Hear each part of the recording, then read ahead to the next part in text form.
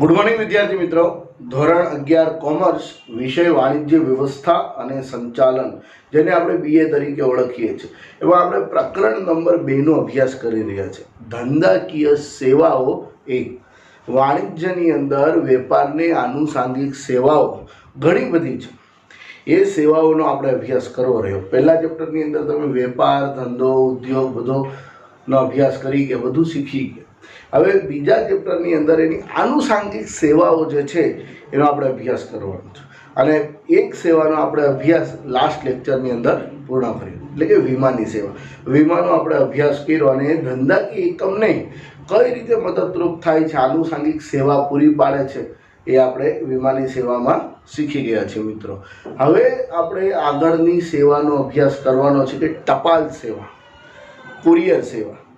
કોઈ પણ ધંધાકીય એકમ હોય, એ ધંધાકીય એકમના માલિકે અન્ય ધંધાકીય એકમના માલિક સાથે, સરકાર સાથે, સરકારના જુદા જુદા ખાતાઓ સાથે, લેણદારો સાથે, ગ્રાહકો સાથે સતત માહિતી સંચાર કરવો પડે.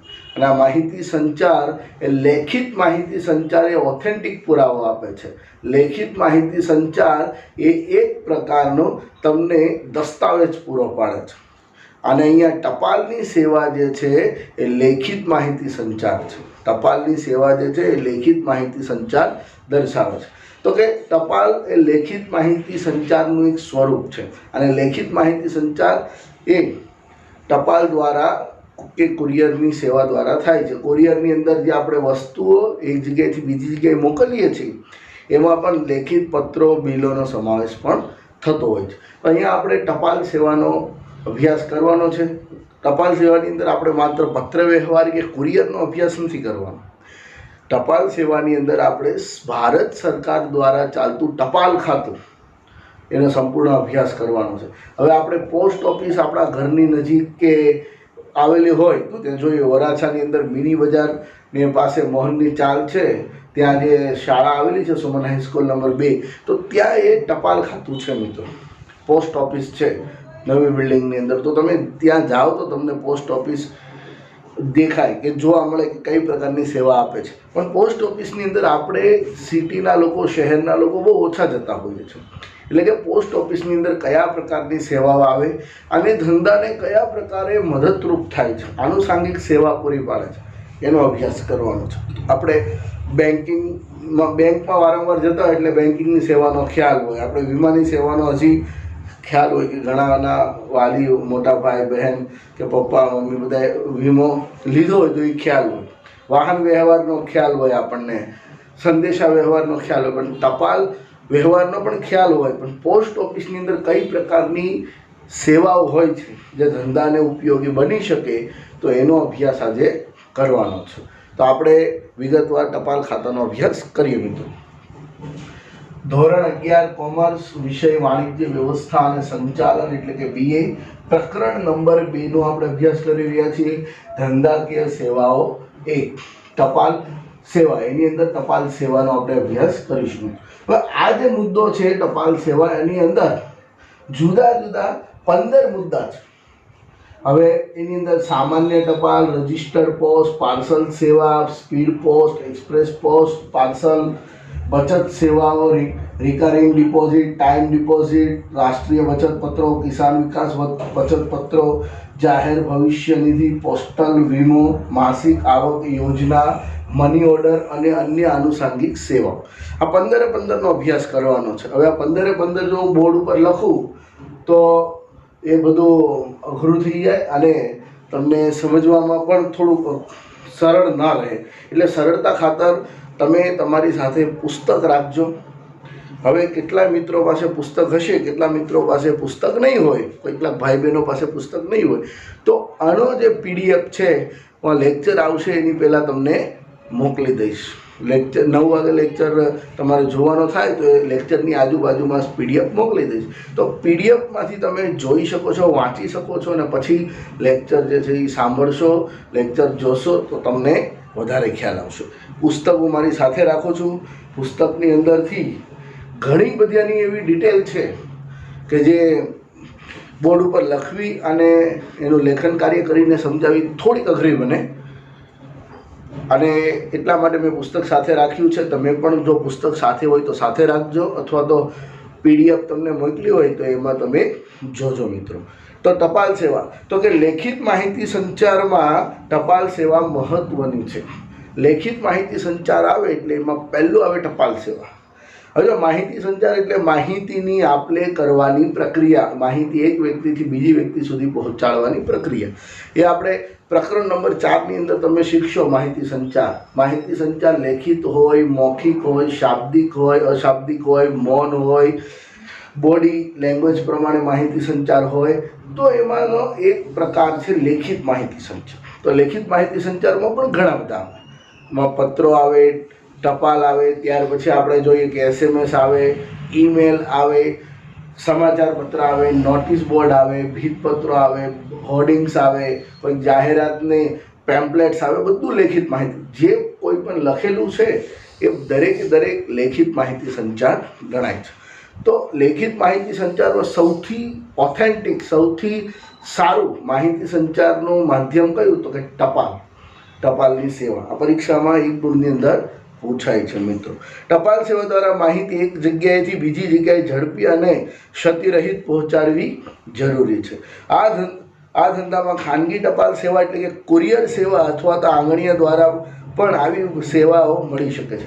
હવે ખાનગીકરણ થયું, ખાનગીકરણ થયા પછી ઘણા ખાનગી લોકો પણ આ ટપાલની સેવા આપતા થયા, આંગણીયાની સેવા આપતા થયા, કુરિયરની સેવા આપતા થયા. કુરિયર આપણે અત્યાર સુધી એવું જ માનીએ છીએ કે કુરિયરની અંદર માત્ર વસ્તુનું પાર્સલિંગ થાય, એક જગ્યાએથી બીજી જગ્યાએ વસ્તુ મોકલવામાં.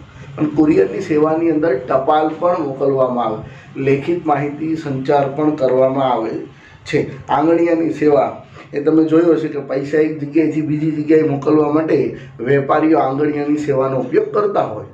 એવી રીતે માહિતી મોકલવા માટે પણ થતો હોય છે મિત્રો એનો ઉપયોગ. ભારત સરકારના ટપાલ ખાતા દ્વારા આવી સેવાઓ વ્યક્તિને અને ધંધાકીય એકમોને મળી શકે છે. 150 કરતાં વધુ વર્ષોથી ભારતીય ટપાલ ખાતું દેશમાં સંદેશા સંચારની સેવા પૂરી પાડતું માળખું છે. 150 વર્ષથી પણ વધુ સમય થયો. હવે ટપાલ ખાતાની સ્થાપના ભારતની અંદર અંગ્રેજોએ કરી હતી.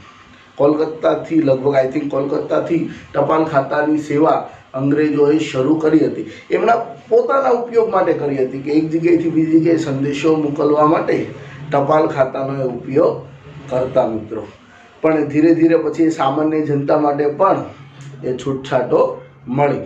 તો કે 150 વર્ષો કરતાં પણ વધુ સમયથી ટપાલ ખાતું જે છે ભારત દેશની અંદર સેવા પૂરી પાડે છે. આ 1 ગુણ કે વિકલ્પની અંદર પૂછાય. હવે આ જે પ્રશ્ન છે ને ટપાલ સેવાનો, એમાં 1 ગુણ અને વિકલ્પના જ પ્રશ્નો પૂછાય, અથવા તો કોઈ એક આ સેવાઓ છે એમાંથી કોઈ એક સેવા સમજાવો એ પૂછે.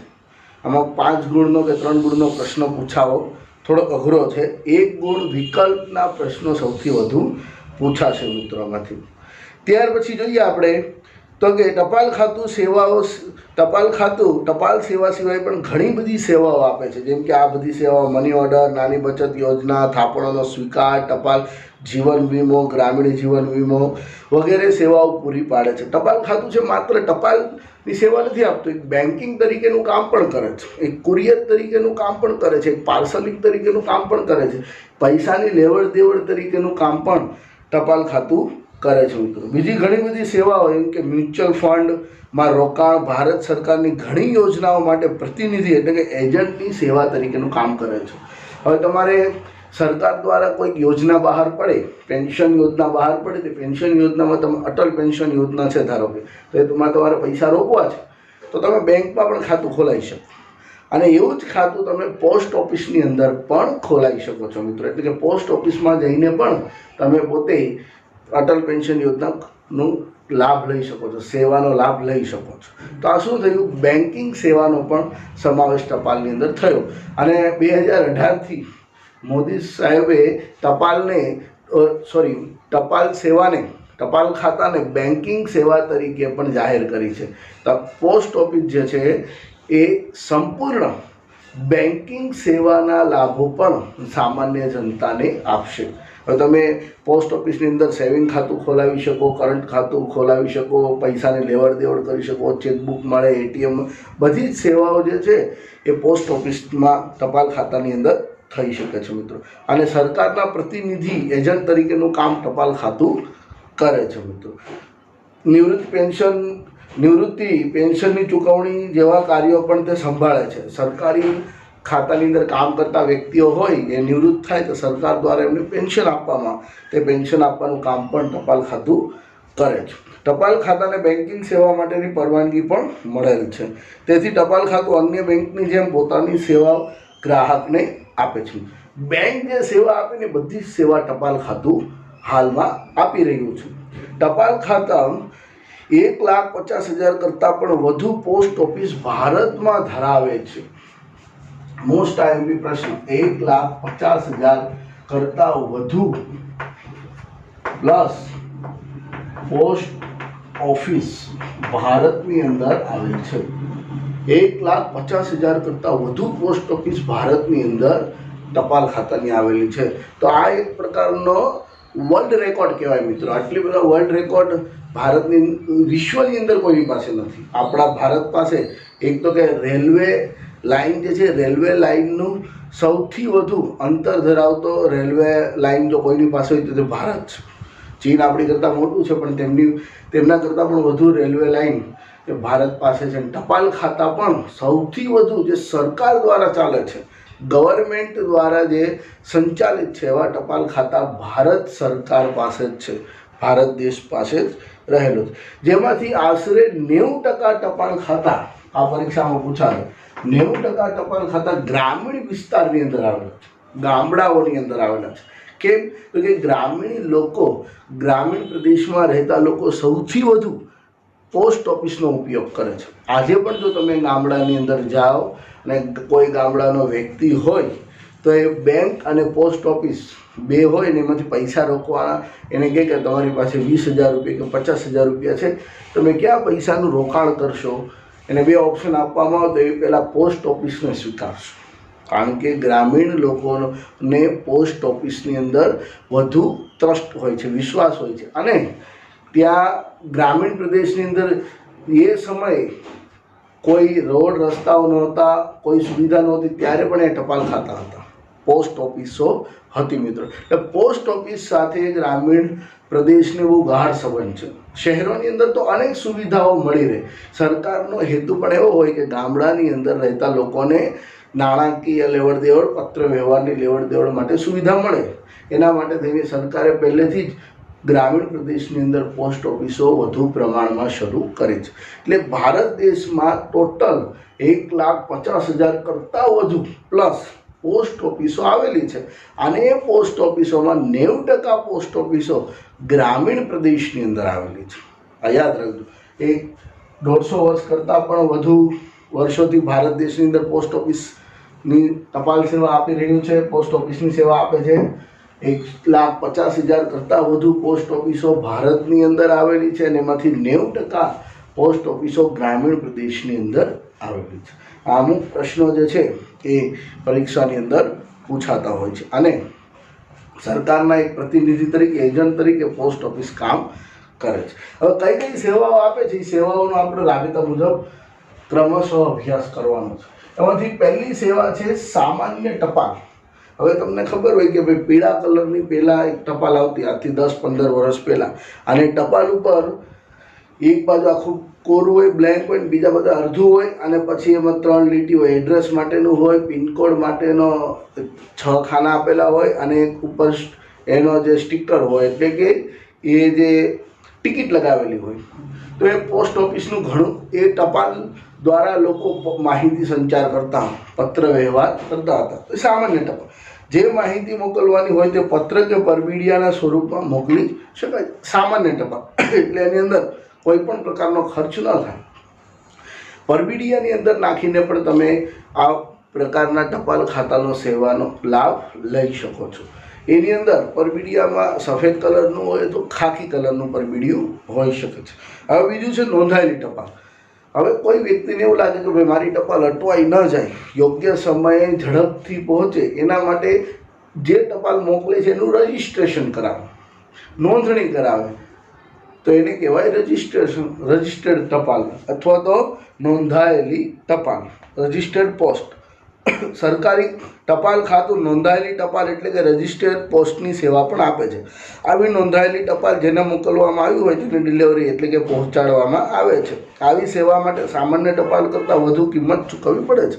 સામાન્ય વસ્તુ છે કે ભાઈ તમારી સિક્યોરિટી આપે છે, તમારી નોંધણી કરે છે અને પહોંચાડવાની જવાબદારી લે છે, તો એને પૈસા આપવા પડે. જો મોકલનારને નોંધાયેલી ટપાલ મોકલેલ વ્યક્તિને મળી છે એના પુરાવા સ્વરૂપે તેની સહી જોઈતી હોય તો તેને સ્વીકૃત એટલે કે એકનોલેજમેન્ટ મેળવવા થોડી વધુ રકમ ચૂકવવી પડે છે. હવે કોઈ વ્યક્તિ છે, ધારો કે સુરતથી જામનગર ટપાલ મોકલી છે, જામનગરના વ્યક્તિને ટપાલ મળી ગઈ છે, એનો એને પુરાવો જોતો હોય સહીવાળો. હવે અહીંયાથી તમે ટપાલ મોકલો એટલે જામનગરના પોસ્ટ ઓફિસમાંથી ટપાલ એના ઘરે જાય અને એને ટપાલ મળે એટલે એને સહી કરવી પડે રિસીવર તરીકે કે ભાઈ મેં ટપાલ લીધી છે. આપણા ઘરે કેમ કુરિયર એમેઝોનવાળો આવતો હોય, હોમ ડિલિવરી કરતો હોય તો સહી લે એવી રીતે. તો એ સહી આપણે જોતી હોય કે આને ભાઈ ટપાલ મળી ગઈ છે, એવા ઓથેન્ટિક પુરાવા, નોંધાયેલા પુરાવા જોતા હોય તો આપણે વધુ પૈસા ભરી અને એની સ્વીકૃતિ કરતો પત્ર મેળવી શકીએ છીએ. પછી છે પાર્સલ સેવા. હવે પાર્સલ સેવાની અંદર પત્રની જગ્યાએ માલ સામાન મોકલવાનો. જે વસ્તુઓની હેરફેર કાયદા દ્વારા પ્રતિબંધિત ન હોય તેવી બધી જ વસ્તુઓ પાર્સલ દ્વારા એક જગ્યાએથી બીજી જગ્યાએ મોકલી શકાય છે. જરૂરિયાત મુજબ આવા પાર્સલનો વીમો પણ લઈ શકાતો હોય છે. માલની હેરફેરનો વીમો આપણે જોઈ ગયા તો માલની હેરફેરનો વીમો જ્યારે રેલવે દ્વારા કે માલ સામાન રેલવે દ્વારા કે રોડ રસ્તા દ્વારા જતો હોય, પોસ્ટ ઓફિસ દ્વારા, ટપાલ ખાતા દ્વારા જતો હોય, તેવો પણ આપણે એનો વીમો લઈ શકીએ છીએ. તેના પુરાવા સ્વરૂપે લઈ શકીએ છીએ. કોઈ પણ પોસ્ટ ઓફિસથી પાર્સલનું બુકિંગ કરી શકાય છે અને સામાન્ય રીતે પાર્સલ મોકલનાર પાર્સલ મોકલવાની ફી પોસ્ટ ઓફિસને ચૂકવે છે. હવે મારે પાર્સલ એક જગ્યાએથી બીજી જગ્યાએ મોકલવું છે તો મારે એની પાર્સલની જે ફી હોય એ ચૂકવવી પડે. મિત્રો, સુમુલ ડેરી પાસે, સુમુલ ડેરી રોડ ઉપર તમે જાઓ તો ત્યાં રેલવે ખાતું જે છે ત્યાં પોસ્ટ ઓફિસ આવેલી છે અને એ પોસ્ટ ઓફિસની અંદર મોટે ભાગે કુરિયરની સેવા, પાર્સલની સેવા આપવામાં આવે છે. તમે કદાચ એ બાજુ કોઈ દિવસ જાઓ અને ત્યાંથી નીકળો તો સ્ટેશનેથી સુમુલ ડેરી બાજુ જતાં જમણા સાઈડ ઉપર આવે થોડાક અંતરે, અને ત્યાં જે કોઈને કુરિયર કરવું હોય, કોઈને પાર્સલ કરવું હોય તો બારોબાર રેલવે દ્વારા પાર્સલો જતા હોય તો ત્યાં એક ટપાલની સેવા આપવામાં આવે છે. હવે અહીંયા એક શબ્દ છે VPP, વેલ્યુ પેએબલ પોસ્ટ. હવે વેલ્યુ પેએબલ પોસ્ટ શું છે તો કે ધારો કે કોઈ વેપારી ગ્રાહકને માલ સામાન પહોંચાડે છે ટપાલના કુરિયર પાર્સલ સેવા દ્વારા. હવે વેપારી જ્યારે ગ્રાહકને માલ સામાન પહોંચાડે છે અને ગ્રાહકે માલ સામાન લે છે અને એનું જે બિલ હોય એ ટપાલ ખાતાના જે ટપાલી આવ્યો હોય એને આપે છે અને ટપાલ ખાતાના ટપાલીએ રૂપિયા એક્સેપ્ટ કરીને, સ્વીકારીને વેપારીને પહોંચાડે છે, એને વેલ્યુ પેએબલ પોસ્ટ કહેવાય. VPP, value payable post. બહુ સરળ અને સાદી ભાષામાં કહું, તમે એમેઝોન ઉપરથી કોઈ વસ્તુ મંગાવો અને કેશ ઓન ડિલિવરી કરો, એ આ છે. પોસ્ટ ઓફિસની કેશ ઓન ડિલિવરી એટલે કે VPP. એને પોસ્ટ ઓફિસ દ્વારા VPP નામ આપવામાં આવ્યું છે. અને બીજા અત્યારે જે આધુનિકતાથી જે એમેઝોન છે, ફ્લિપકાર્ટ છે, ઘણી ખરી એવી કંપનીઓ જે છે એ તમને કુરિયરની સેવા, પાર્સલની સેવા આપે એ કેશ ઓન ડિલિવરી દ્વારા આપતી હોય તો કેશ ઓન ડિલિવરી જે છે એ આ છે. જો ઉત્પાદક કે વેપારી ગ્રાહકના ઓર્ડર પ્રમાણે પાર્સલથી ટપાલ ખાતા દ્વારા માલ મોકલાવે છે, જે માટે માલ મળે ત્યારે ગ્રાહક પાર્સલ સેવાની કિંમત તથા માલની નક્કી કરેલ કિંમતની ચૂકવણી ટપાલ ખાતાને કરે છે, એટલે કે ટપાલીને કરે છે. ટપાલ ખાતું મેળવેલ રકમ ઉત્પાદક કે વેપારીને ચૂકવી આપે છે.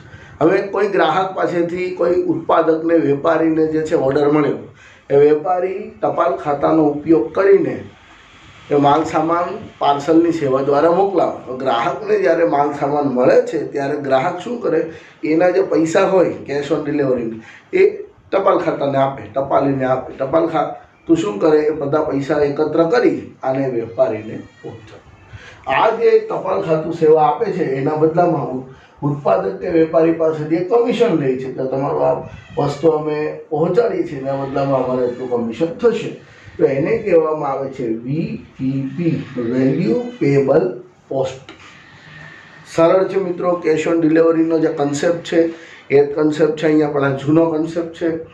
ઘણા લોકો, ઉત્પાદકો, વેપારીઓ, દુકાનદારો આનો પણ ઉપયોગ કરતા હોય છે, પણ અત્યારે પોસ્ટ ઓફિસ કરતાં સસ્તી સેવાઓ શરૂ થઈ છે, ઝડપી સેવાઓ શરૂ થઈ છે, તો આનો ઉપયોગ બહુ ઓછા પ્રમાણમાં થાય છે.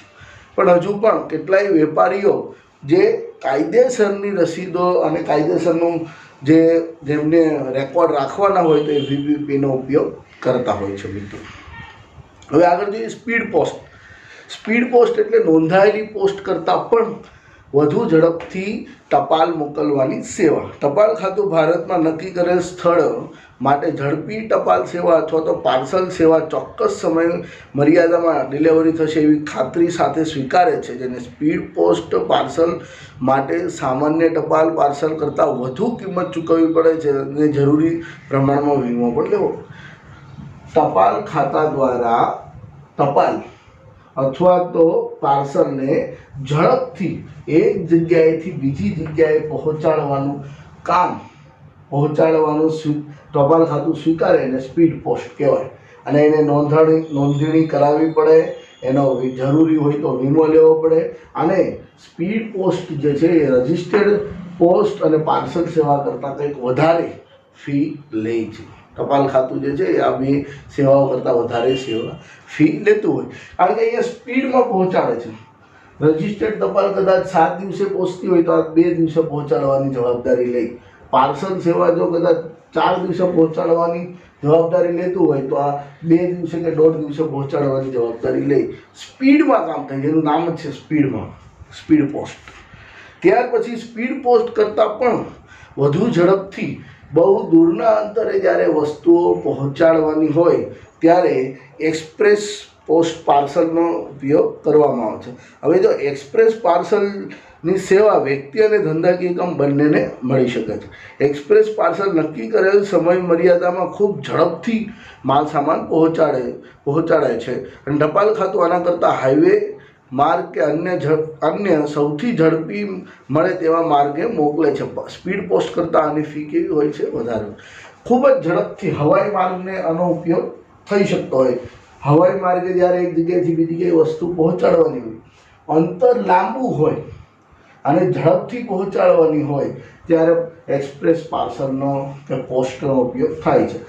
સ્પીડ પોસ્ટ કરતાં પણ આની ઝડપ વધારે હોય, પણ આમાં નક્કી થયેલું કે અંતર વધુ હોવું જોઈએ. હવે અહીંયાથી મહારાષ્ટ્ર પહોંચાડવાનો હોય તો સ્પીડ પોસ્ટ ને પાર્સલ પોસ્ટમાં બહુ કંઈ ફરક નથી રહેતો, એટલા સમયમાં જ પહોંચાડે.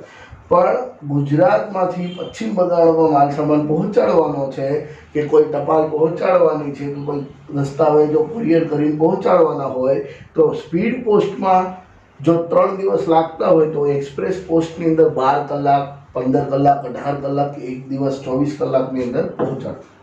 એટલે એક્સપ્રેસ પોસ્ટ જે છે સ્પીડ પોસ્ટ કરતાં ઝડપી માલ સામાન પહોંચાડે છે અને સ્વાભાવિક છે ઝડપી માલ સામાન પહોંચાડે એટલે એની ફી પણ કેવી રહેવાની છે? વધુ રહેવાની. હવે જો આ 5 જે સેવા છે આ ટપાલ અને પાર્સલને લગતી સેવા છે. ટપાલ અને માલ સામાનના પાર્સલને લગતી સેવા છે. આ 5 ટપાલ અને માલ સામાનના પાર્સલને લગતી સેવા છે. હવે અહીંયા પોસ્ટ ઓફિસનું કામ પૂરું નથી થઈ જતું, ટપાલ ખાતાનું કામ પૂરું નથી થયું. ટપાલ ખાતું જે છે એ બેન્કિંગ સેવા પણ આપે છે.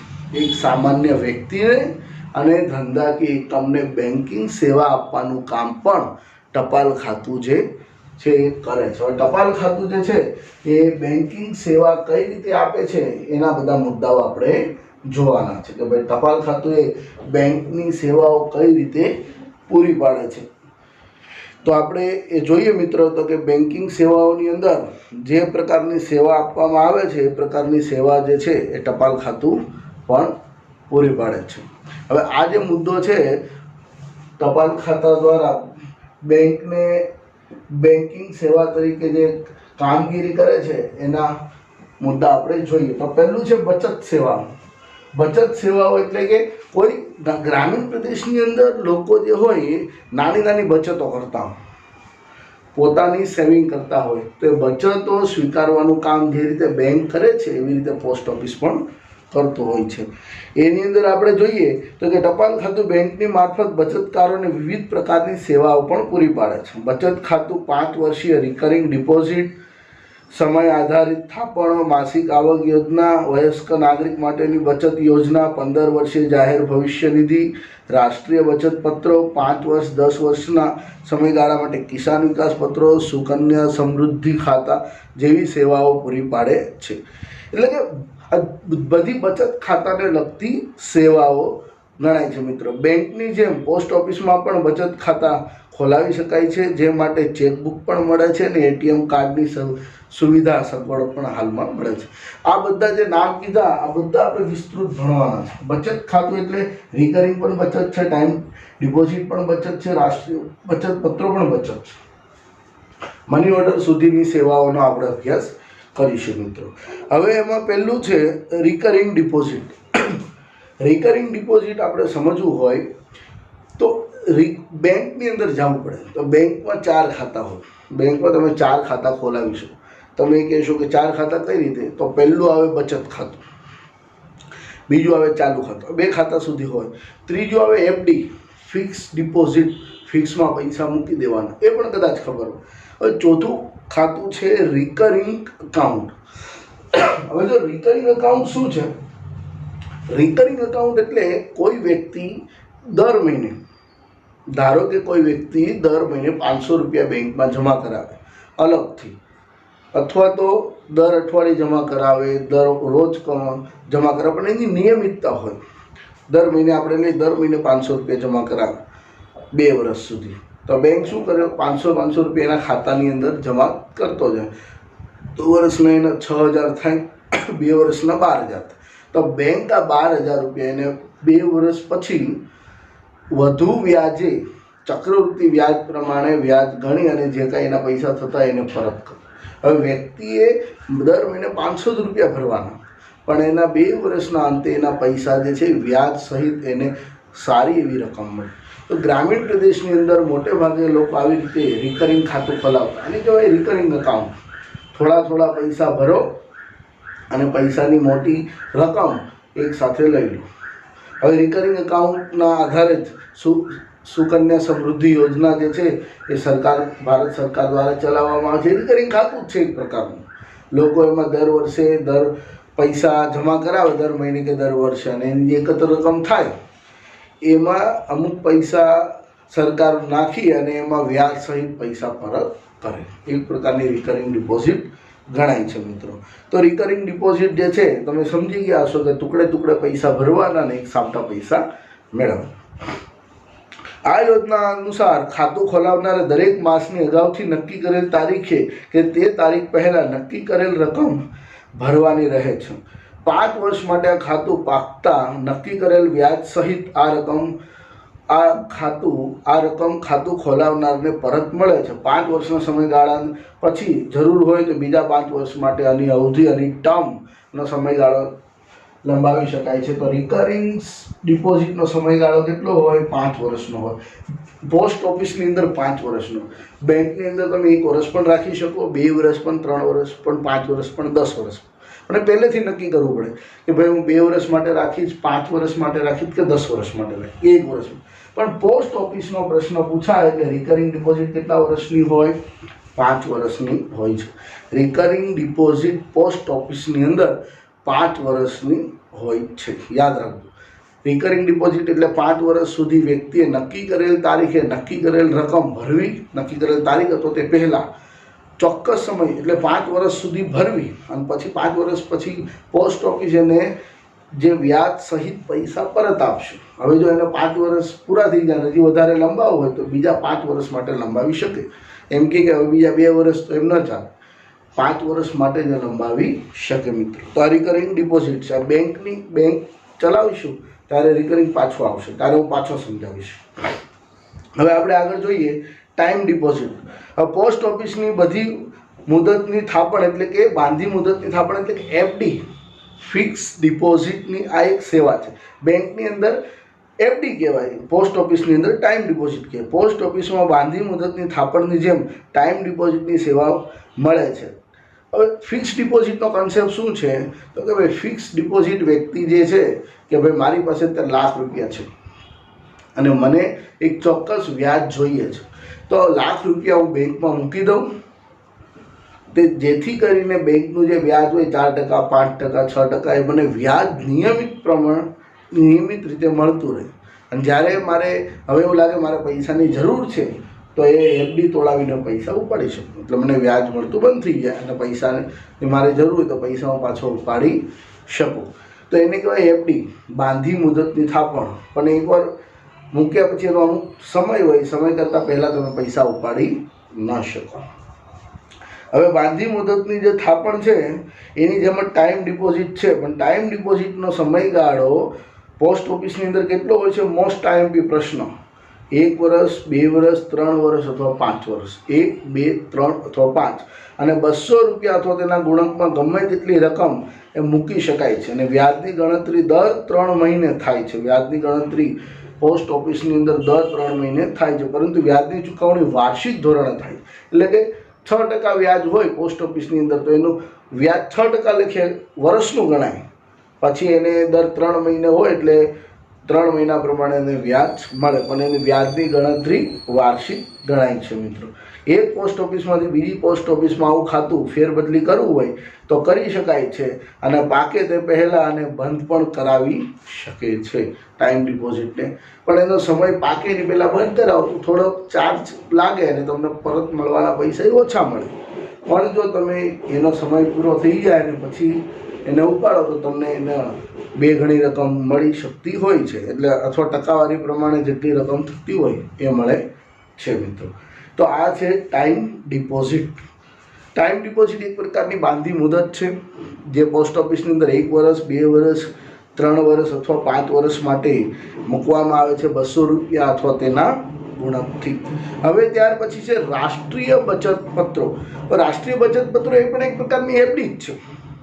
જો જાહેર ભવિષ્ય, રાષ્ટ્રીય બચત પત્રો, કિસાન વિકાસ પત્ર બધું એફડી છે. ટાઈમ ડિપોઝિટનો સમયગાળો કેટલો? 1 વર્ષ, 2 વર્ષ, 3 વર્ષ અથવા 5 વર્ષ. રાષ્ટ્રીય બચત પત્રનો સમયગાળો 5 અથવા 10.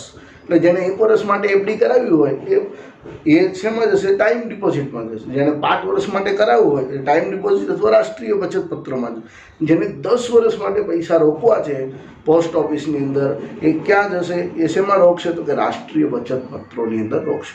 બધું એકનું એક છે, પણ એના સમયગાળા અનુસાર નામ અલગ અલગ આપવામાં આવે છે. રાષ્ટ્રીય બચત પત્રોના રોકાણકારોને જે તે પોસ્ટ ઓફિસમાંથી નક્કી કરેલ રકમ માટે ખરીદવાના રહે છે. આ બચત પત્રોનો સમયગાળો 5 અથવા 10 વર્ષનો હોય છે. ટપાલ ખાતું અગાઉથી વ્યાજના દરની માહિતી આપી દે છે કે કેટલા ટકા લેખે તમને વ્યાજ મળશે.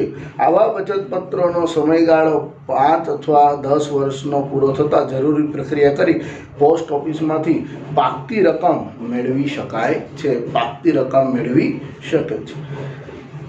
1 વર્ષ, 2 વર્ષ અને 5 વર્ષ માટે પૈસા રોકવા હોય તો ટાઈમ ડિપોઝિટમાં વ્યક્તિ જાય, એફડી રોકવું. અને 5 વર્ષ કે 10 વર્ષ માટે પૈસા રોકવા હોય તો રાષ્ટ્રીય બચત પત્રો માટે જાય છે. ત્યાર પછી છે કિસાન વિકાસ પત્ર. કિસાન વિકાસ પત્રમાં રોકાણકારે રોકેલી રકમને 100 માસ દરમિયાન એટલે કે 100 મંથ એટલે કે 100 માસ એટલે કેટલા થાય? 8 વર્ષ અને 4 મહિનાનો સમયગાળો ફિક્સ છે. પછી વ્યાજ સહિત 2 ગણી રકમ ચૂકવવામાં આવે છે. આજે તમે 10,000 મૂકો અને 100 માસ પૂરા થાય એટલે તમને 10,000 ના ₹20,000 મળે. મિત્રો, 10,000 ના ₹20,000 મળે છે. એટલે એનો સમયગાળો કેટલો છે? 100 માસ એટલે કે 8 વર્ષ અને 4 મહિના. કિસાન વિકાસ પત્ર ચોક્કસ રકમ માટે જ મળી શકે છે અને પાક્ય તારીખે જરૂરી પ્રક્રિયા કરી પોસ્ટ ઓફિસમાંથી મૂળ રકમ કરતાં 2 ગણી રકમ મળે છે. 2 ગણી રકમ મળતી હોય છે. જો 1, 2, 3 અને 5 માટે ટાઈમ ડિપોઝિટ, 5 અને 10 માટે રાષ્ટ્રીય બચત પત્રો અને જેના ડબલ પૈસા કરવા છે અને એના ડબલ પૈસા ક્યારે થાય? 21 दिन में डबल, એમ નહીં, અને એના ડબલ પૈસા ક્યારે થાય? 100 માસ દરમિયાન, એટલે કે 8 વર્ષ અને 4 મહિના થાય એટલે એના પૈસા ડબલ થઈ જાય. કિસાન વિકાસ પત્રો, આ કિસાન વિકાસ પત્રો એ ખેડૂતો માટેની સ્કીમ હતી મિત્રો. કે ખેડૂત જે છે એ કોઈ 1 વર્ષ દરમિયાન ખેતી કરે ને એનો પાક સારો થાય અને પૈસા આપે. ખેડૂત જો એની પાસે ઘરમાં પૈસા હોય તો વપરાય, પણ ખેડૂત શું કરે, કોઈક જગ્યાએ પોસ્ટ ઓફિસમાં રોકાણ કરી દે તો એના પૈસા એટલા સમય માટે લોક થઈ જાય, એટલે કે પૈસા ઉપાડી ન શકે. એને જરૂર હોય તો પણ ઉપાડી શકાય. તમે કિસાન વિકાસ પત્રને તોડી પણ શકો, પણ જો આ સમય કરતાં પહેલાં તોડો તો તમને ઓછા પૈસા મળે, ડબલ પૈસા ન મળે. પણ આ પૈસા પાકતી તારીખે 100 મહિના પૂરા થઈ જાય એટલે પાકતી તારીખે ડબલ પૈસા મળે છે મિત્રો. એટલે ખેડૂતોને એક બચત થાય, એમને પૈસા ડબલ થઈને ભવિષ્યમાં મળે, એમનું કોઈ કામ હોય વધારે પૈસાનું તો એ થઈ શકે. એટલા માટે થઈને કિસાન વિકાસ પત્રોની સ્કીમ સરકારે જાહેર કરી અને પછી એમાં સુધારો વધારો કરી અને જાહેર જનતા માટે પણ એ ખુલ્લી મૂકવામાં આવી. હવે ત્યાર પછી જે જાહેર ભવિષ્ય નિધિ, હવે જાહેર ભવિષ્ય નિધિ અન્વયે કોઈ પણ વ્યક્તિનું ખાતું ખોલાવી શકાય છે અને આને કહેવાય PPF, પબ્લિક પ્રાઇવેટ ફંડ. સૌથી અગત્યનું છે મિત્રો, આની અંદર ઘણા લોકો પૈસાનું રોકાણ કરતા હોય છે. PPF અત્યારે ઇન્વેસ્ટમેન્ટ માટેનું સૌથી સારામાં સારું કોઈ ઇન્સ્ટ્રુમેન્ટ હોય તો એ છે PPF અને LIC. આ બેની અંદર તમને રિટર્ન સારામાં સારું મળે. બેંકના વ્યાજના દર દિવસે દિવસે ઘટતા જાય છે. બેંકનો જે વ્યાજનો દર છે એ આજથી તમે 10 વર્ષ પહેલાંનું ગૂગલ કરો, 15 વર્ષ પહેલાંનું કરો, 5 વર્ષ પહેલાંનું કરો, ગયા વર્ષનું કરો, 15 દિવસ પહેલાંનું કરો, આજનો બેંકનો વ્યાજનો દર કરો, સતત ઘટતો જાય છે. જ્યારે PPFનો વ્યાજનો દર ફિક્સ હોય, LICના વ્યાજનો દર ફિક્સ હોય છે, એમાં કોઈ દિવસ અત્યાર સુધી ઘટાડો નથી આવ્યો. એટલે PPF જે છે એ ગવર્મેન્ટની સ્કીમ છે. 15 વર્ષ સુધી તમારે પૈસા ભરવાના, 15 વર્ષ પછી તમને એક સાથે સામટી રકમ જે છે એક સાથે મળી જાય. જો મિત્રો, ટાઈમ ડિપોઝિટ 1, 2, 3 અને 5, રાષ્ટ્રીય બચત પત્રો 10 અને 5 અને 10, કિસાન વિકાસ પત્રો 100 માસ એટલે કે 8 વર્ષ અને 4 મહિના, અને જાહેર ભવિષ્ય નિધિ એટલે કે PPF 15 વર્ષ માટે. જેને 15 વર્ષ માટે પૈસાનું રોકાણ કરવું હોય એ PPFમાં ખાતું ખોલાવે અને PPFની અંદર પોતે પૈસાનું રોકાણ કરે મિત્રો. આ પૂછાય કે PPFની અંદર કેટલાનું રોકાણ થઈ શકે, કેટલા વર્ષ માટે રોકાણ થઈ શકે? તો 15 વર્ષ માટે. અને કેટલાનું રોકાણ ઓછામાં ઓછાથી શરૂ થઈ શકે? તો કે એક તો 500 રૂપિયાથી રોકાણ શરૂ થઈ શકે. 500 રૂપિયાથી તમે રોકાણ કરી શકો છો, પણ એમાં એક લિમિટ છે કે વર્ષના 1.5 લાખ જ રોકી શકો, એની કરતાં વધારે રોકી શકો નહીં. આ ખાતામાં વાર્ષિક ધોરણે ઓછામાં ઓછા 500 ભરી શકાય છે. આ ખાતું 15 વર્ષ પછી પ્રવર્તમાન નિયમ અનુસાર વધુ 5 વર્ષ માટે ગમે તેટલી વખત લંબાવી શકાય છે. આનો અર્થ શું થાય કે ભાઈ મેં 15 વર્ષ માટે ખાતું ખોલાવ્યું, 15 વર્ષ પછી મારે પૈસાની જરૂર નથી, હજી મારે 5 વર્ષ પૈસાની જરૂર નથી, તો હજી હું 5 વર્ષ આ ખાતાને લંબાવી શકું. પછી પાછા 5 વર્ષ માટે ખાતાને લંબાવવું હોય તો લંબાવી શકું. 5 વર્ષ પહેલાં આ ખાતું બંધ કરાવી શકાતું નથી, એટલે કે 15 વર્ષ પહેલાં તમે ખાતું બંધ ન કરાવી શકો. PPFની અંદર તમે પૈસા રોકવાના શરૂઆત કરો તો 15 વર્ષ સુધી તો તમારે પૈસા ભરવા પડે છે. 15 વર્ષ પહેલાં તમે પૈસા જે છે એ ઉપાડી શકો નહીં. આ ખાતામાં ભરેલ રકમ આવકવેરાની ગણતરી વખતે આવકવેરામાંથી બાદ મળવાપાત્ર છે. જેવી રીતે LICનું ભરેલું પ્રીમિયમ, મેડિક્લેમનું ભરેલું પ્રીમિયમ, બેંકના કોઈ લોન લીધી તો એના વ્યાજના હપ્તા, ત્યાર પછી કોઈ મંડળમાંથી લોન લીધી હોય, રજિસ્ટર્ડ મંડળમાંથી લોન લીધી હોય તેના લોનના હપ્તા, અને બાળકોના અભ્યાસનો ખર્ચ તમે આવકવેરાની ગણતરી વખતે ATC, ATD અને ATE હેઠળ આવકમાંથી બાદ કરાવી શકો છો. એટલે કે એટલો તમારે ટેક્સ કરવેરો ઓછો કરવો પડે. તો PPFની અંદર તમે પૈસા રોકાણ કર્યો હોય તો આ બધાની જેમ જ આવકવેરાની ગણતરી વખતે આવકમાંથી આ બધી રકમ તમે મુજરે મળવા પાત્ર છે. હવે આને સમજાવવા માટે મજરે મળવા પાત્ર છે, એટલે કે તમારી ધારો કે અત્યારે 5 લાખ રૂપિયા સુધીની આવક ઉપર સરકાર કોઈ ટેક્સ નથી લેતી. ધારી લો 3.5 લાખ સુધી, મને ખ્યાલ છે 5 લાખ સુધીનો હમણાં આ વર્ષથી કદાચ અપ્લાઇડ થઈ જશે તો થઈ ગયો છે. 5 લાખ સુધીનો આપણે લઈએ તો કે મારી આવક 6 લાખની છે એવું માની લે છે ને, માની લઈએ 6 લાખની છે એવું માની લઈએ તો કે 6 લાખની આવક થાય, 5 લાખનો સ્લેબ છે તો મને 5 લાખ ઉપર કોઈ ટેક્સ નથી લાગતો, પણ વધારાના 1 લાખ જે આવે એની પર ટેક્સ લાગતો. હવે હું શું કરું કે ભાઈ LICનું પ્રીમિયમ 50,000 ભરી દો, મેડિક્લેમ મારો જે છે 20,000 ભરી દો, ત્યાર પછી 10,000નું કોઈક મારે લોન ચાલતી એનું ભરી દો, મારા બાળકો ભણે છે એની 30,000ની ફી ભરી દો, આને PPFની અંદર 1,000 રૂપિયાનું રોકાણ કરી દો. તો આમ ટોટલ કરીને સરવાળો કરો તો 1 લાખ રૂપિયા મેં જુદી જુદી જગ્યાએ ખર્ચ કર્યો છે. તો આ જે લિસ્ટ છે એની અંદર મેં કોઈ ખર્ચ કર્યો હોય, પૈસા ભર્યા હોય તો એના ઉપર મારે ટેક્સ ભરવો પડે નહીં. એને કહેવાય મિઝરી મળવાપાત્ર રકમ, એને કહેવાય વિથ ટેક્સ ભરવો પડે, એની ઉપર એને ટેક્સ લાગે નહીં. તો PPFની અંદર તમે પૈસા રોકો છો તો PPFમાં વર્ષે રોકેલા પૈસા તમને ટેક્સમાંથી બાદ મળે છે, પણ કેટલા? 1.5 લાખ. એ ચોપડીમાં નથી, મને ખબર છે. 1.5 લાખ રૂપિયા સુધી તમે 1 વર્ષની અંદર PPFમાં પૈસા રોકી શકો. ઓછામાં ઓછા 500 રૂપિયા, વધુ નથી આપ્યો, પણ 1.5 લાખ, 1.5 લાખ કરતાં વધારે પૈસા તમે PPFની અંદર રોકી શકો નહીં મિત્રો. અને એની ગણતરી 15 વર્ષ પૂરા થાય એટલે એને વ્યાજ સહિત, જે વ્યાજ નક્કી હોય એને વ્યાજ સહિત 8% લેખે વ્યાજ આપે છે PPFની અંદર હાલમાં, પછી એ બદલાઈ પણ શકે. તો એ વ્યાજ સહિત પૈસા પરત મળી જાય.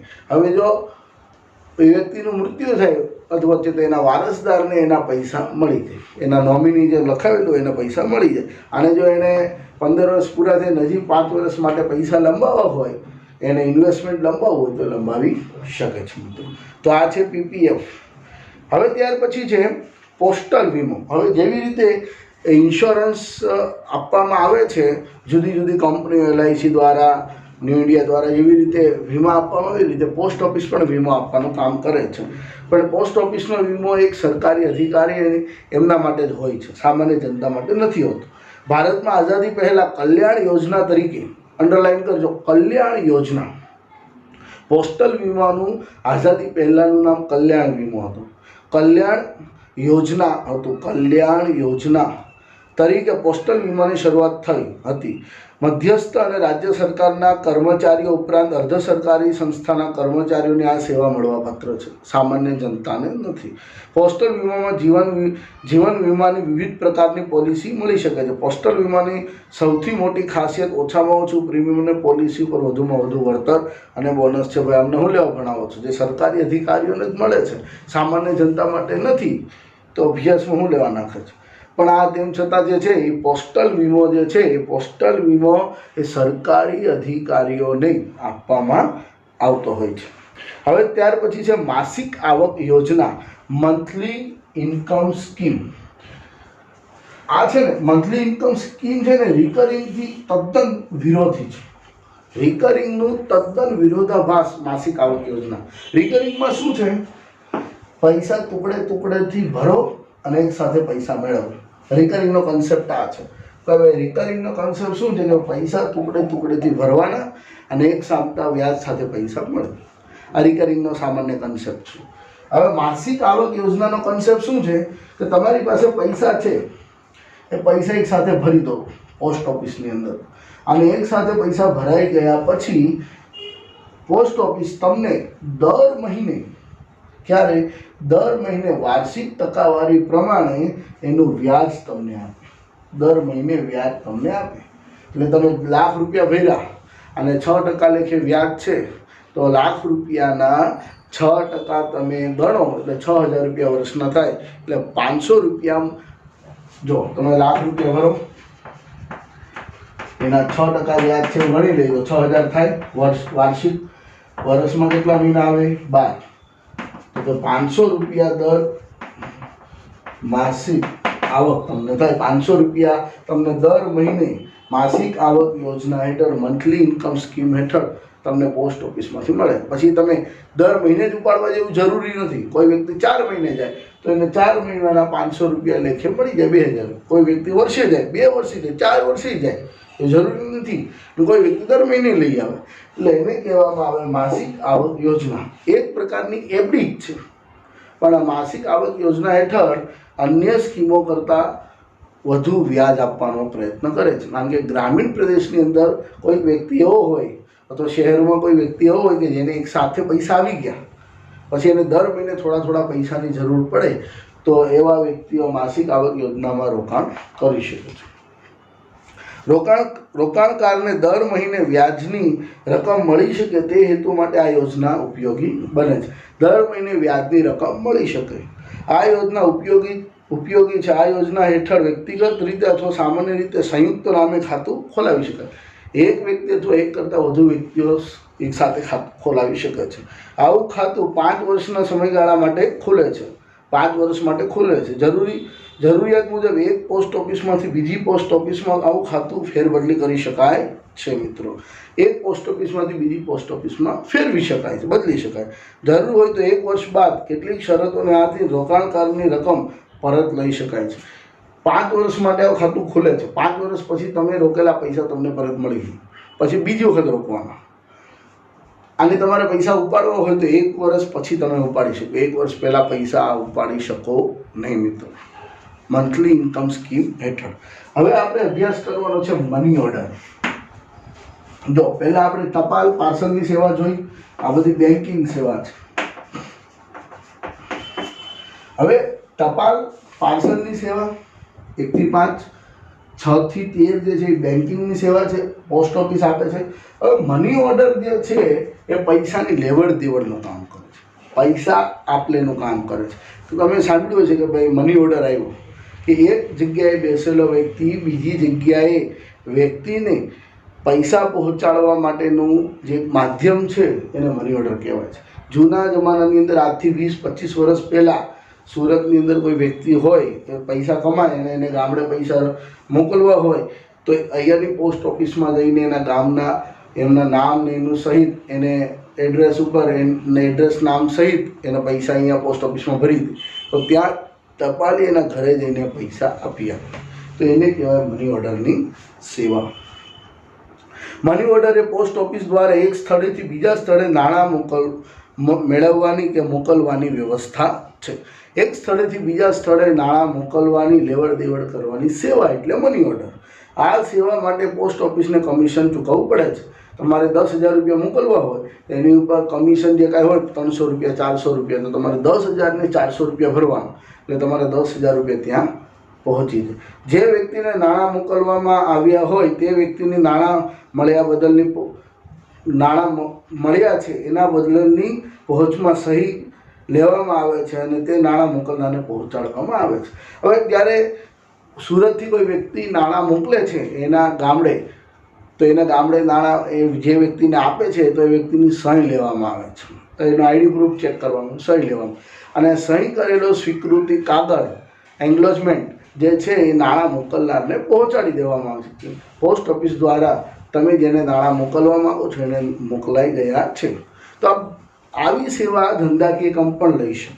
કેમ? તો કે ધંધાકીય કામ એ એના લેણદારોને એટલે કે જેની પાસેથી ઉધાર માલ ખરીદી છે એને નાણાં ચૂકવવાના છે અને કાયદેસરનો પુરાવાની જરૂર પડે તો આ એક કાયદેસરનો પુરાવો રહે કે અમે તમને નાણાં મોકલ્યા છે, તમે નાણાંનો સ્વીકાર કર્યો છે, આ એની પહોંચ સ્વીકૃતિ દસ્તાવેજ।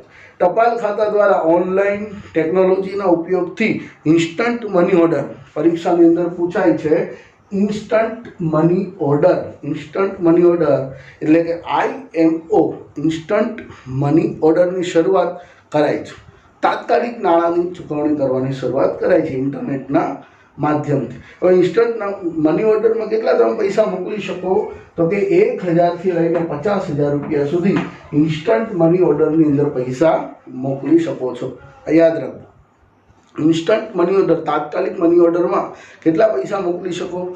1,000થી 50,000 રૂપિયા સુધી કોઈ પણ એક સ્થળે એક જ દિવસમાં એ પ્રાપ્ય બને છે। કોઈ પણ એક સ્થળે એક જ દિવસની અંદર એ મોકલી શકાય છે। નાણાં મોકલનારને પોસ્ટ ઓફિસને નાણાં અને કમિશનની રકમ ચૂકવવી પડે છે. જેટલા પૈસા ચૂકવવાના છે એની ઉપર એને કમિશનની રકમ પણ ચૂકવણી કરવી પડે છે. હવે જો ₹1,00,000 મોકલવાના છે તો ₹50,000 સુધી જ મોકલી શકાય છે. તો ₹10,000 મોકલવાના છે તો 10,000 ઉપર જે કમિશન થતું હોય એ કમિશન અને ₹10,000 એને ભરવા પડે મિત્રો. હવે નાણાં કમિશન ચૂકવણી કરવી પડે છે અને પહોંચ એક ખાનગી નંબરના સીલબંધ કવર સાથે આપવામાં આવે છે. નાણાં મોકલનાર જેને નાણાં મોકલવા માંગે છે તેને ખાનગી નંબર આપે છે. નાણાં મેળવનાર ફોટોવાળું ઓળખપત્ર અને ખાનગી નંબર પોસ્ટ ઓફિસમાં રજૂ કરવાથી મની ઓર્ડરની રકમ મેળવી શકે છે ટપાલ ખાતા દ્વારા. હવે જો ઇન્સ્ટન્ટ મની ઓર્ડરની અંદર શું થાય, આપણે અહીંયાથી પૈસા મોકલવાના છે તો જેને પૈસા મોકલવાનું છે નામ ને બધું ફોર્મ આવે એની અંદર ભરી દીધું. ₹10,000 મોકલવાના છે, જેટલું ₹500 કમિશન થાય તો 10,000 ને ₹500 પોસ્ટ ઓફિસમાં આપી દીધું. પોસ્ટ ઓફિસ દ્વારા આપણને કવર આપવામાં આવે, એની અંદર સિક્રેટ નંબર હોય, સીલબંધ નંબર હોય. એ સીલબંધ નંબર, હવે એને તમે ઓટીપી કહી શકો એક પ્રકારે, આધુનિક ભાષાની અંદર ઓટીપી. તો કે એ સીલબંધ નંબર તમારે જેને પૈસા મોકલવાના છે એને કહી દેવાનું. હવે એ વ્યક્તિ જ્યારે પોસ્ટ ઓફિસમાં જશે ત્યારે પોતાનું ઓળખ કાર્ડ, આઈડી પ્રૂફ અને સીલબંધ નંબર જણાવશે.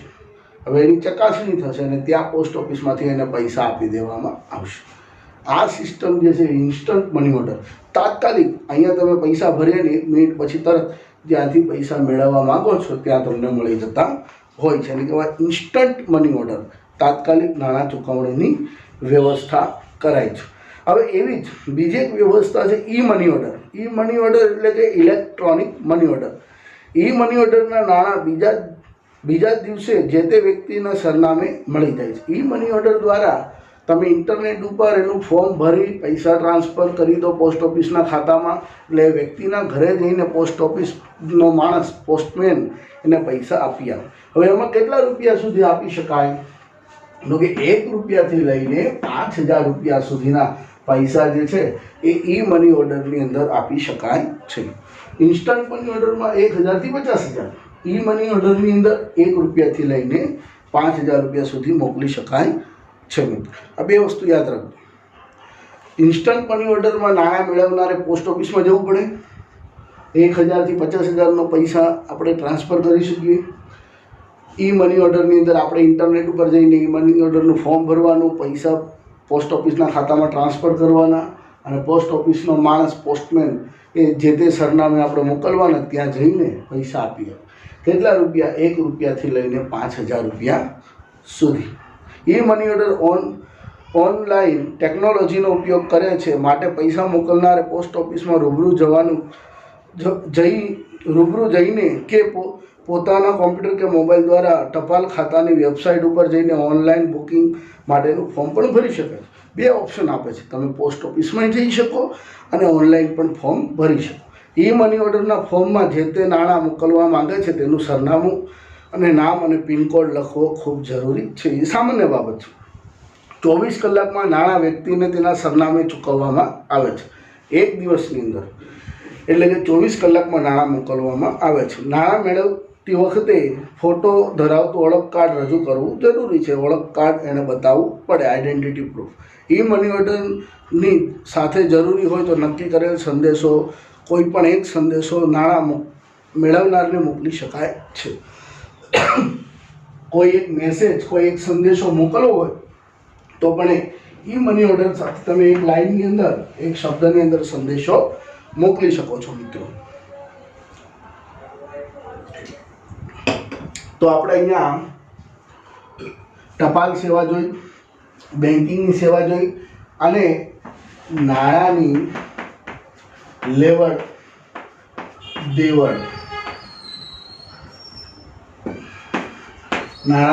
દેવડની સેવા જોઈ મિત્રો. નાણાંની આપલે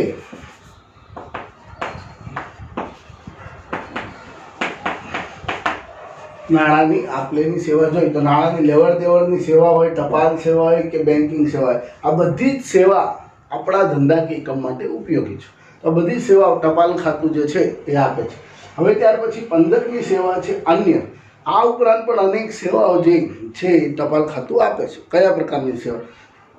આ 2 ગુણમાં પૂછાઈ શકે. ટપાલ ખાતા દ્વારા બીજી ઘણી બધી સેવાઓ આપવામાં આવે છે, જેવી કે વિદેશી ચલણનું ખરીદી વેચાણ. તમારી પાસે ફોરેન કરન્સી હોય અને એનું તમારે ખરીદી વેચાણ કરવું હોય, આપ લે કરવું હોય, રૂપિયાનું ડોલરમાં, ડોલર રૂપિયામાં કન્વર્ટ કરવું હોય તો પણ તમે પોસ્ટ ઓફિસમાંથી કરાવી શકો, કોઈ પણ બેંકમાંથી પણ કરાવી શકો.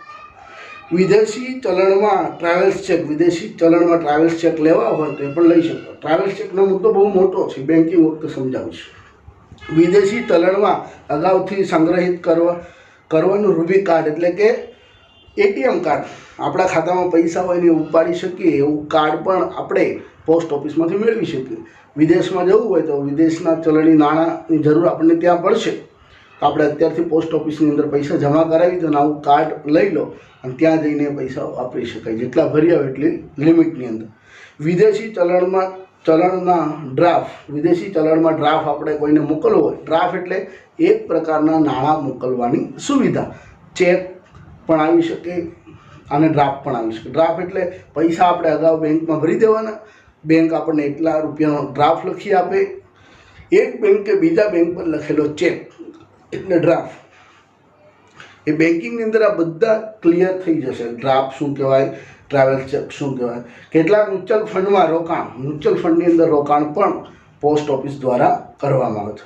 ભારત સરકારની ઘણી યોજનાઓ માટે એજન્ટ તરીકેની સેવા, ભારત સરકારની કેટલી યોજના માટે એજન્ટ તરીકેની સેવા પણ બેન્કિંગ પોસ્ટ ઓફિસ સેવા પૂરી પાડે છે. બેન્કિંગની સેવા પૂરી પાડે છે. બેન્કિંગની બધી સેવા આપણે જોઈ તે પૈસાના સ્વીકાર કરવો, પૈસાની ચૂકવણી કરવી, check, ATM card, debit card વગેરે. પેન્શનરો છે જે ગવર્મેન્ટમાં કામ કરતા હોય, સરકાર જેને પેન્શન આપતી હોય એવા વ્યક્તિને બચત ખાતામાં પેન્શનની ચૂકવણી કરવાનું કામ પણ પોસ્ટ ઓફિસ કરે છે. મિત્રો, રેલવેની ટિકિટ બુકિંગની સેવા, એરોપ્લેનની ટિકિટ બુકિંગની સેવા, રેલવેની ટિકિટ બુકિંગની સેવા, રેલવેમાં જે માલ સામાન આવે છે એના રેલવે નૂરની ભાડું સ્વીકારવાની સેવા પણ ટપાલ સેવા કરતી હોય. પછી કેટલીક સરકારી ભરતી થાય કે સરકારના કેટલીક એક્ઝામો લેવાય, પરીક્ષા લેવાય, તો એ પરીક્ષાઓ માટેની ફી ઉઘરાવવાનું કામ પણ જે છે એ ટપાલ ખાતું કરે છે. તો કે પોસ્ટ ઓફિસ દ્વારા આવી અનેક સેવાઓ આપવામાં આવે છે. ટપાલ અને માલ સામાનની પાર્સલની સેવા, બેન્કિંગની સુવિધાઓ, નાણાંની લેવડ દેવડની સુવિધા અને અન્ય આનુષાંગિક સેવાઓ. તો આ બધાનો આપણે અભ્યાસ કરી ગયા મિત્રો. ભારત સરકાર દ્વારા ટપાલ ખાતું ચલાવવામાં આવે છે. ભારતમાં 1,50,000 કરતાં વધુ ટપાલ ખાતા ભારતની અંદર કાર્યરત છે. ગ્રામીણ પ્રદેશની અંદર 90% જેટલી પોસ્ટ ઓફિસો આવેલી છે. મિત્રો, 150 વર્ષ કરતાં પણ જૂના વધુ સમયથી પોસ્ટ ઓફિસ ભારતની અંદર કામ કરે છે. વિડીયો થોડોક લાંબો બન્યો છે, થોડાક સમયના અંતરે જોજો. બને એટલો ડીપમાં જવાનો પ્રયત્ન કર્યો છે અને જે 1 માર્ક્સના પ્રશ્નો પૂછાય તે 2 વખત બોલવાનો પ્રયત્ન કર્યો છે, કે હાઇલાઇટ કરવાનો પ્રયત્ન કર્યો છે. હાઇલાઇટ કરવા માટે જેટલું બને એટલો પ્રયત્ન કર્યો છે. આ મુદ્દો આમ નાનો છે મિત્રો, આ મુદ્દો આમ નાનો છે પણ આમ લેન્ધી છે. આની અંદરથી ઘણું ઓછું પૂછાય છે, પણ તેમ છતાં આપણે ચલાવવું પડે. એક પીરિયડની અંદર ચલાવી દઈએ, કારણ કે બીજા પીરિયડોની અંદર આપણે બીજો અભ્યાસક્રમ આગળ સારી રીતે ચલાવી શકીએ, ન્યાય વધુ આપી શકીએ. તેમ છતાં આમાં કોઈ પણ વિદ્યાર્થીને કાંઈ પણ પૂછવું હોય, બેન્કિંગની અંદર આના ઘણા પ્રશ્નોના જવાબ તમને મળી જશે. તેમ છતાં કોઈને કાંઈ પ્રશ્ન હોય તો તમે મને કોન્ટેક્ટ કરી શકો છો. તમને જે પુસ્તકનું PDF મોકલાયું છે એમાં જોઈ લેજો, અથવા હું PDF મોકલી આપીશ. પુસ્તક તમારી પાસે હોય તો વેલ એન્ડ ગુડ, નહીં તો PDFમાંથી તમે જોજો મિત્રો. અને આનું જે લેસન જે છે એ લેસનની અંદર આપણે એવું કરવાનું છે કે આ જે ટપાલ, આ જે સેવાઓ છે, આ સેવાઓનું આ જે PDF મોકલીશ એની હું અંડરલાઇન કરીને મોકલીશ PDFની અંદર. તો જેટલા મુદ્દા ઉપર અંડરલાઇન કરી છે એટલા મુદ્દા તમારે લખવાના છે, બધું લખવાનું નથી. જેટલા લાઇનની નીચે અંડરલાઇન કરી છે એટલા મુદ્દા જ લખવાના છે, બીજા લખવાના નથી. જેટલા લીટીની નીચે અંડરલાઇન કરી છે એટલી જ લીટીઓ તમારે લખવાની મહત્ત્વની છે. આ દરેક મુદ્દો સંપૂર્ણ આ જે મુદ્દો છે લખવાનો નથી, જેટલા નીચે અંડરલાઇન છે એટલું જ લખવાનું છે. તેમ છતાં ન સમજાય તો ફોન કરીને તમે પૂછી શકો. બહુ સરળ. જેટલા નીચે અંડરલાઇન કરી છે, જેટલા વાક્ય નીચે અંડરલાઇન કરી છે એટલા જ વાક્યો લખવા, બીજા વાક્યો લખવાના નથી. ચાલો મિત્રો, તો આપણે અહીંયા લેક્ચર પૂરો કરીએ. કોઈને ના સમજ પડી હોય, કોઈ પ્રશ્ન હોય તો મને કોન્ટેક્ટ કરી શકો છો. બાય. જય શ્રી કૃષ્ણ.